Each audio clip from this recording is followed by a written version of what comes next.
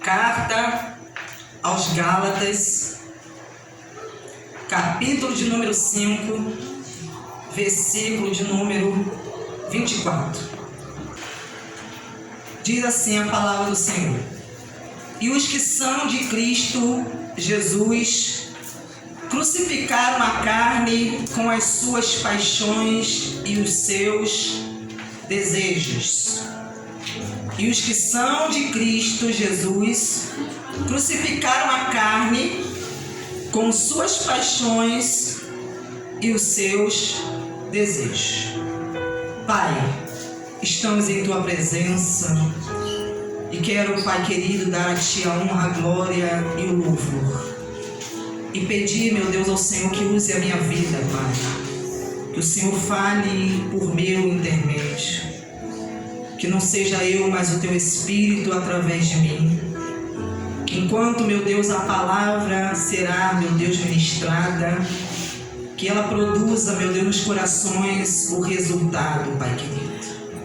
Pai Santo, que Teu Santo Espírito coopere comigo, meu Deus, agindo na mente e nos corações, abrindo o entendimento, Pai, fazendo com que a palavra caia na boa terra, meu Deus, e ela dê o seu fruto, a 100, a 60 e a 30 por um.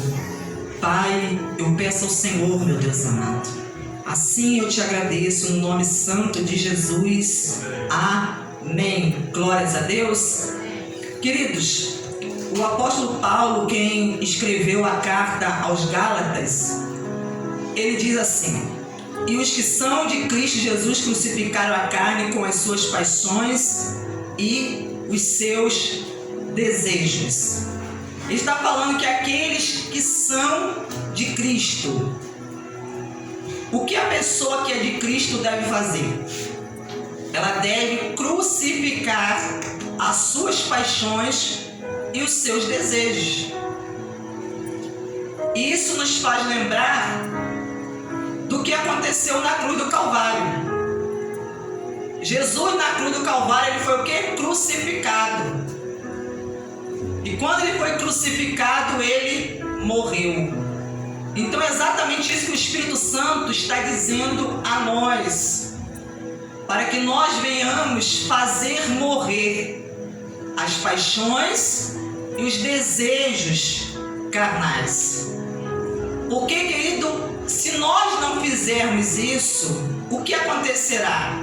Essas paixões e esses desejos, eles vão nos dominar. Então nós precisamos seguir o exemplo de Cristo e fazer morrer. Esses desejos em nós não podem nos dominar de modo que eles prevaleçam em nossa vida. Porque quando os desejos eles prevalecem, isso nos impede de fazer a vontade de Deus, de servirmos a Deus verdadeiramente como Ele quer, como Ele deseja. Então, agora abra a sua Bíblia na carta de Tiago, capítulo de número 4, versículo de número 1, que diz assim: De onde procedem as guerras e brigas que há entre vocês? De onde? Senão dos prazeres que estão em conflito dentro de vocês.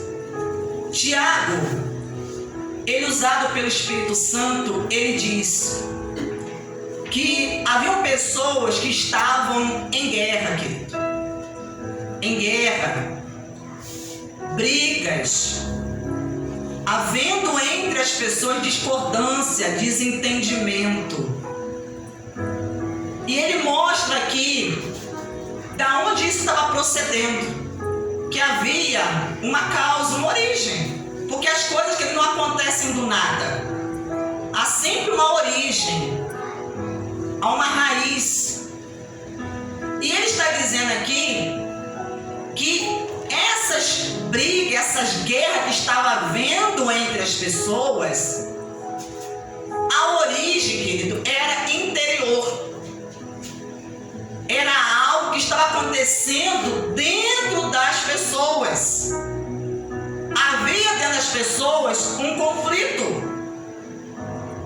um conflito, o qual as pessoas não conseguiam resolver esse conflito, e isso estava refletindo no exterior delas, fazendo com que as pessoas então guerreassem e brigassem, entrassem em confusão umas com as outras. E ele mostra que a causa, o que estava provocando aquilo, eram os desejos, eram as paixões carnais, os desejos carnais, que estavam dentro das pessoas, que ao invés de elas fazerem morrer esses desejos, elas estavam deixando esses desejos aflorarem, dominarem as suas vidas. E isso estava trazendo desentendimento. As pessoas não estavam conseguindo se relacionar, viver de forma pacífica umas com as outras, querido. Porque é isso que as paixões, os desejos carnais fazem. Eles fazem as pessoas entrarem em conflito, querido. As pessoas perderem a paz interior. E quando você não tem paz interior, quando você também não está em paz com Deus, consigo mesmo, você também não vai conseguir estar em paz com as outras pessoas. Você sempre vai estar em guerra. Você sempre vai estar em confusão, em briga. Tudo vai ser um motivo para ter briga, discórdia e desentendimento. De onde? Então ele faz uma pergunta. De onde procedem as guerras e a briga que há entre vocês? De onde? Se não dos prazeres que estão em conflito dentro de vocês. Então, querido, ele faz uma segunda pergunta, e nessa segunda pergunta, ele traz a nós a resposta. Ele está mostrando aonde está o problema, a raiz, a origem do problema. Ele está fazendo aquelas pessoas olharem para dentro delas. Dentro de vocês há desejos que estão levando vocês, querido, a entrar em guerra uns com os outros. O problema não está do lado de fora. Muitas vezes a pessoa pensa que o problema está do lado de fora, mas não é.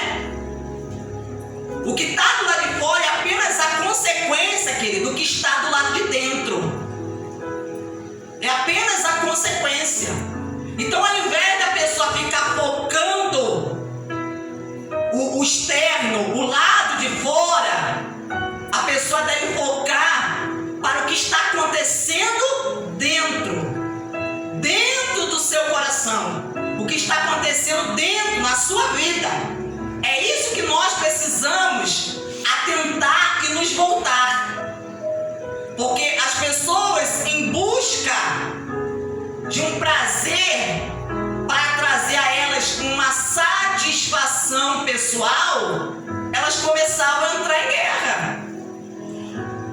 Porque elas queriam ver os seus desejos sendo satisfeitos. E nós precisamos entender que há desejos, queridos, que são contrários à vontade de Deus. E quando um desejo é contrário à vontade de Deus, eu, como uma filha de Deus, eu devo proceder como? Eu devo abrir mão desses desejos. Eu devo crucificar esses desejos e não permitir que ele me domine. Porque esses desejos, uma vez nos dominando, eles vão nos levar à morte espiritual, que vai levar as pessoas à morte. Então ele fala aqui: vocês cobiçam e nada têm, matam e sentem invejas, mas nada podem obter. Vivem a lutar e a fazer guerra. Olha como é que as pessoas estavam, querido. Olha como as pessoas estavam. Eles falam: vocês cobiçam. Cobiçam, o que é cobiça? É um desejo. Eles cobiçavam, mas nada conseguiam ter. Tinham um desejo, mas não conseguiam ter aquilo que desejavam. Matavam e sentiam inveja. Olha tipo de desejo que havia dentro deles: cobiça, inveja, e que estava fazendo com que as pessoas tivessem até mesmo a intenção de matar a outra. Porque quando a pessoa ela deixa esses desejos, essas paixões aflorarem, é isso que acontece. É isso que acontece. Porque às vezes para você matar alguém, não necessariamente você precisa matar a pessoa fisicamente. Às vezes você pode matar alguém não de uma forma física, mas às vezes você pode matar uma pessoa espiritualmente. Você pode matar uma pessoa, os sonhos que a pessoa às vezes tem. Você pode matar a pessoa. Então existem várias formas que às vezes a pessoa pode matar a outra. Então os desejos que haviam dentro das pessoas estavam levando as pessoas a isso. Levando as pessoas umas contra as outras. Então ele diz: vocês cobiçam nada têm, matem se tiverem, mas nada podem obter. Não chegavam a lugar nenhum. Ou seja, os desejos que eles tinham não faziam com que eles obtivessem nada. Nada. Entravam em discórdia, em conflito, perdiam a paz, ficavam ali uns contra os outros, mas não conseguiam obter nada. Vivem a lutar e a fazer guerra. Viviam a lutar, guerreando. Mas olha o que os desejos fazem. Fazem a pessoa perder o foco. Ao invés da pessoa ela guerrear, né, e lutar contra o diabo, os demônios, não. Eles estavam lutando uns contra os outros. Eram uns contra os outros. Porque o que a palavra de Deus fala é que a nossa luta não é contra a carne e nem sangue.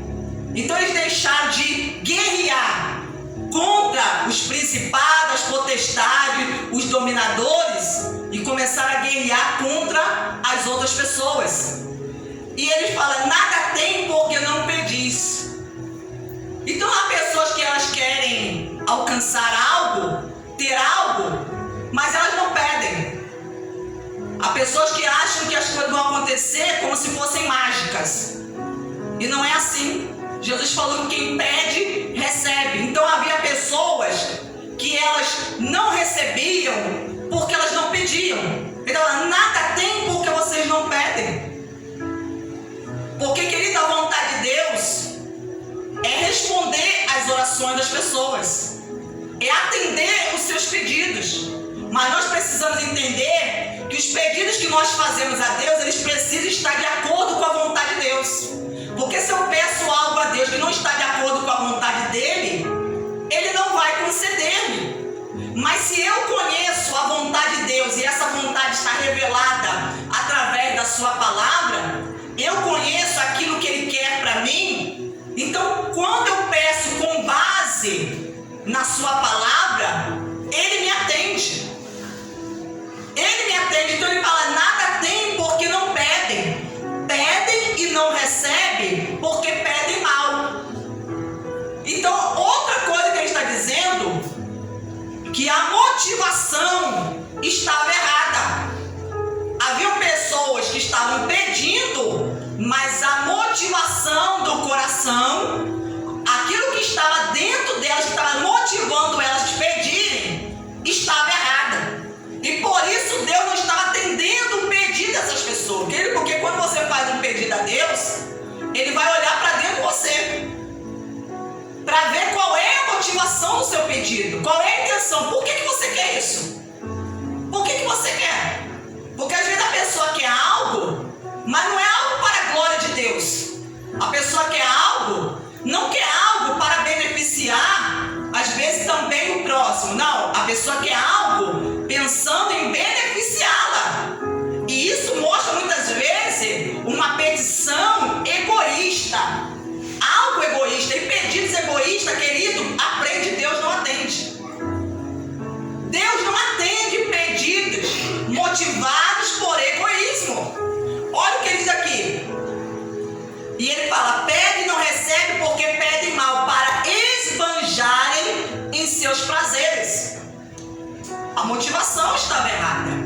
Eles estavam fazendo pedidos a Deus, mas eles estavam pedindo para esbanjar em seus prazeres, satisfação pessoal. Não era nada para glorificar o nome do Senhor, para poder mostrar o poder de Deus.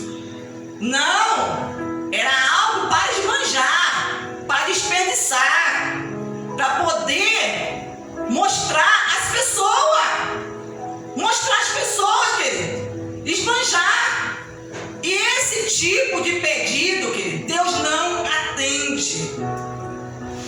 Deus atende pedidos quando nós o fazemos com a motivação correta. Quando pedimos algo que, além de nos beneficiar, vai beneficiar o nosso próximo, vai beneficiar outras pessoas. É igual a pessoa, se você pede o Espírito Santo. Mas por que você quer o Espírito Santo? Se você dizer para Deus, eu quero o Espírito Santo, por quê? Porque eu quero fazer a obra de Deus.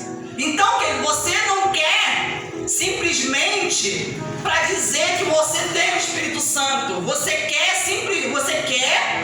para poder Deus tornar você um instrumento dele que vai beneficiar a outros. Porque não só você vai ser beneficiado com o Espírito Santo, ele habitando em sua vida, mas também outras pessoas serão beneficiadas, porque você vai se tornar um canal de Deus. Você vai se tornar um instrumento de Deus. Aleluia. Você está conseguindo perceber a diferença? A motivação como é diferente? Há pessoas que pedem um emprego a Deus. Mas por que você quer um emprego? Há pessoas que falam, não, porque eu preciso ter a minha necessidade suprida. Ok? Isso é uma motivação correta. Deus quer que a sua necessidade seja suprida, porque Ele falou que o homem vai viver do suor do seu rosto, que o homem não tem que ficar dependendo de outras pessoas. Mas, querido, a sua motivação não deve estar apenas nisso. A sua motivação também deve ser, Senhor, eu quero emprego, para que através desse emprego eu possa também ajudar outros, eu possa ajudar a obra de Deus, eu possa ter meios, recursos, para que eu possa investir, patrocinar com meu recurso na tua obra. Não, mas tem pessoas que elas pedem algo visando o seu próprio interesse. E aí quando Deus olha, Ele vê que é algo egoísta, uma motivação errada, uma motivação egoísta, querido. Aleluia. Então, se nós aprendermos a pedir, querido, pode ter certeza que Deus, Ele vai nos atender, Ele vai nos responder, porque Ele é o maior interessado em ouvir e atender as nossas orações. Se Deus não está nos atendendo, porque Ele está mostrando que nós estamos orando, fazendo orações com motivações erradas, querido. Aleluia. Então ele prossegue aqui dizendo, gente infiel. Olha o que ele está dizendo aqui. Algumas traduções trazem adúlteros. Por quê? Tanto a palavra, adúltero, infiel, quer dizer, é pessoa que quebrou a aliança, querido. Quebrou a aliança. É aquele que traiu. O adúltero infiel é aquele que traiu, que quebrou a aliança, que rompeu a aliança com Deus. Vocês não sabem que a amizade do mundo é inimizade contra Deus? É inimizade contra Deus? Aquele, pois, que quiser ser amigo do mundo, se torna inimigo de Deus.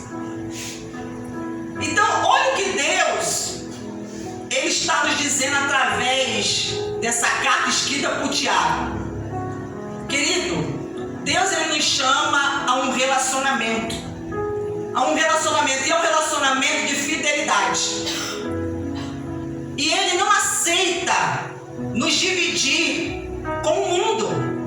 Porque, querido, nós precisamos entender que o mundo, quando fala mundo, não está se referindo ao globo terrestre, à Terra, porque a Terra foi criada por Deus. Quem fez a Terra foi Deus. Mas quando fala mundo, está falando a respeito de um sistema.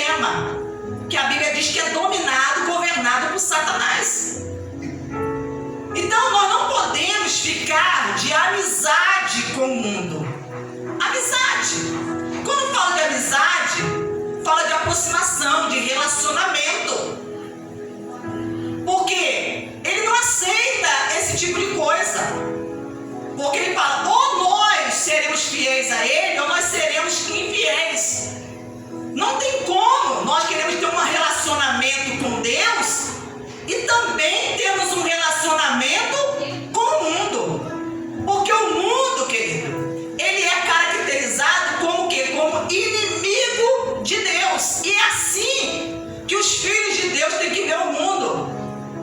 Nós temos que ver o sistema que é no mundo como inimigos de Deus. Inimigos. Então, nós temos que escolher de quem nós seremos amigos, com quem nós vamos nos relacionar. Ou nós nos relacionamos com Deus, temos uma amizade com Ele, de fidelidade, ou nós vamos nos relacionar com o mundo. E por que eu não posso me relacionar com o mundo? Abra aí na carta de João, capítulo de número 2, versículo de número 15. Você vai saber por que você não pode se relacionar com o mundo? Ele diz aqui, não ame o mundo, nem as coisas que há no mundo. Se alguém amar o mundo, o amor do Pai não está nele, querido. Quando fala o quê? Não ame o mundo, está falando de quê? De relacionamento, querido. Relacionamento. Não ame o mundo, nem as coisas que há no mundo. Se alguém amar o mundo, o amor do Pai não está nele. Não, querido, não se relacione com o mundo de forma que você venha amá-lo. Porque quando você ama algo, você ama alguém ou alguma coisa, o que acontece? Você se dedica àquilo que você ama. Você se entrega. Você se entrega, você se lança. Você é capaz de fazer qualquer coisa por aquela pessoa que você ama. Então olha o que Deus está dizendo. Não ame o mundo. Porque se você amar o mundo, você vai ser capaz de fazer qualquer coisa para agradar o mundo, porque você o ama. Você vai querer dedicar sua vida em favor de agradá-lo, aos interesses do mundo. Mas se você ama a Deus, se você tem um relacionamento com Deus, você vai querer dedicar sua vida a Deus. Você vai querer se render, se entregar a Deus. E ele fala, porque o amor do Pai não está nele. Então ele fala que o amor de Deus, querido, não está no mundo. Quem está em busca de encontrar, de ter o amor de Deus, você não vai encontrar no mundo. O amor de Deus você vai encontrar em Cristo. É em Cristo que a pessoa vai encontrar o amor de Deus. Porque tudo que há no mundo, os desejos da carne, os desejos dos olhos e a soberba da vida, não procede do Pai, mas procede do mundo. Tudo que há no mundo, ele está falando, o mundo, o sistema que há no mundo, é isso que vai despertar nas pessoas. O desejo da carne. As coisas do mundo despertam o desejo na nossa carne. As coisas do mundo despertam o desejo dos olhos, a cobiça. Você começa a olhar para as coisas que há no mundo, você começa a desejar, você começa a querer. Você começa a querer, querido, aquilo ali, né? E querer fazer algo para poder conseguir aquilo que você está desejando. E a soberba da vida, quer dizer, aquilo que é no mundo nos leva a nos tornarmos soberbos. Nos leva a termos um tipo de atitude de dizer, eu não preciso de Deus, eu não dependo dele. A vida é minha e eu faço da minha vida o que eu quiser. Porque o mundo ele faz isso, ele faz o ser humano pensar que ele pode tudo, que ele pode ter uma vida separada de Deus. E isso é o maior engano. Quando a pessoa pensa que ela pode ter uma vida longe, separada de Deus, e não pode, querido, porque a vida está em Deus. Não existe vida fora de Deus. Fora de Deus a morte. Em Deus que nós encontramos a vida. Então, mas o mundo, que é o inimigo daqueles que são de Deus, ele vai tentar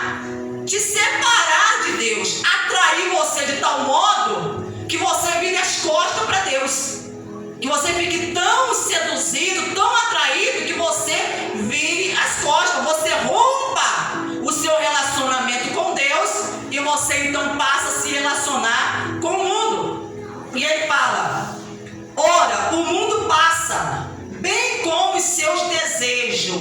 Querido, o mundo que nós vemos hoje vai passar, tudo vai acabar, tudo. O mundo passa. Jesus falou: vai passar os céus e a terra, mas as minhas palavras jamais passarão. O mundo passa, bem como o seu desejo, mas aquele que faz a vontade de Deus permanece para sempre. Quem é que vai permanecer? Quando fala para sempre, está falando da eternidade. É aquele que faz a vontade de Deus, querido. Então ele mostra que quem quer fazer a vontade de Deus, querido, não pode ter amizade com o mundo, não pode se deixar dominar pelo sistema, querer se relacionar com o sistema, não tem como. Vamos voltar lá em Tiago. Ele fala: gente infiel, vocês não sabem que a amizade do mundo é inimizade contra Deus. Ele está falando que quem quer ser amigo do mundo, do sistema que é no mundo, você está se declarando inimigo de Deus. Irmãos, você vai querer ser inimigo de Deus? A pessoa que se declara inimigo de Deus, ela, querido, não está pensando direito. Não está pensando direito. A pessoa vai querer ser inimigo de Deus. Qual vai ser o destino, o fim dos inimigos de Deus? A perdição eterna. Então ele está falando que quem quer ter amizade com o mundo vai estar o quê? Se declarando inimigo de Deus, está contra Deus. Aquele, pois, que quiser ser amigo do mundo, torna-se inimigo, querido. Mais claro do que isso, só desenhando. Porque está bem claro, irmão. Bem claro que Deus não aceita esse tipo de coisa. Porque Deus não aceita que nós venhamos estar divididos. Então ele estava aqui falando para pessoas que estavam divididas, querido. As pessoas queriam a Deus, mas as pessoas queriam o mundo também. Querem se relacionar com Deus, mas querem se relacionar com o mundo também. Ou vocês pensam que em vão que as Escrituras diz: é com ciúme que por nós anseia o Espírito que Ele fez habitar em nós. Aqui está falando da pessoa do Espírito Santo, querido. O Espírito Santo é uma pessoa, querido. Uma pessoa que Deus enviou por meio de Cristo para se relacionar conosco. E quantos estão desprezando esse relacionamento com o Espírito Santo? Mas sabe por que a pessoa está desprezando? Porque a pessoa está mantendo um relacionamento com o mundo. E aí a pessoa não consegue se relacionar com o Espírito Santo. Porque o Espírito Santo, ele tem ciúme. E quando fala de ciúme, está falando de zelo. O zelo dele, o cuidado dele por nós, o amor que ele tem por nós é tanto que ele não aceita nos dividir, querido. Ele não aceita. Você que é casado, né? Que tem um relacionamento, você aceitaria dividir o seu marido, você que é esposa, aceitaria dividir o seu marido com outra? Claro que não. Você, né? Que é marido, você aceitaria dividir a sua esposa com outro? É claro que não, querido. Você não aceitaria. Entendeu? Porque você quer o quê? Você quer pra você um relacionamento pra você. Assim é o Espírito Santo, querido. Ele não aceita nos dividir com o mundo, com esse sistema, com o diabo. Ele não aceita. Então, às vezes, há pessoas que ficam flertando com o mundo. Tá flertando com o mundo. Ao invés de romper esse relacionamento com o mundo, querido. E você, então, começar um relacionamento com o Espírito Santo de Deus. Com o Espírito Santo. Então ele diz aqui, né? Deixa eu ler aqui novamente o versículo 5. Ou vocês pensam que em vão que a Escritura diz: é com ciúme que por nós anseia, quer dizer, deseja o Espírito Santo que Ele fez habitar em nós, o Espírito Santo, ele habita em você. Agora, se você está de amizade com o mundo, você está entristecendo o Espírito Santo. Você está entristecendo ele. E a palavra de Deus fala: não entristeçais o Espírito Santo, no qual está selado para o dia da redenção, querido. No dia da redenção.